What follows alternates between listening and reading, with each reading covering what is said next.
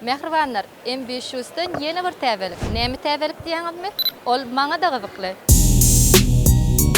Mehribanlar, ine bu görýän önümüz M500'üň öz önürýän derifinden ýörüti erkek adamlar üçin niýetlenip dikilen önüm bolup durýar. Erkek adamlarymyz üçin giymäne ykjamja niýetlenip dikilen önüm.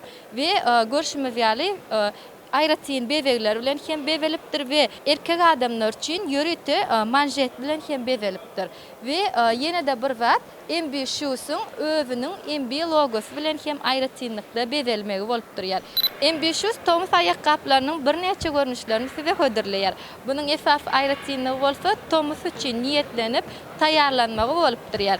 Bunun üstünün ýörüti angorka matalary bilen bevelmegi we deri bilen bevelmegidir. M500 diňe bir erkek adamlaryň del eýsem gelin gyzlarymyzyň hem aladasyny edip bir neçe köwüşlerini size hödürleyer. Okuwçylar üçin, taliplerimiz için ve günnelik giyme için niyetlenen bir neçe ayakkabılarımız var.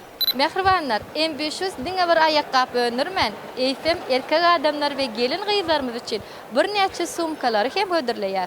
Bu görýän önümlerimiziň hemmesi M500'üň öz önürýän yüz göterim arafy derifinden taýarlanylýar.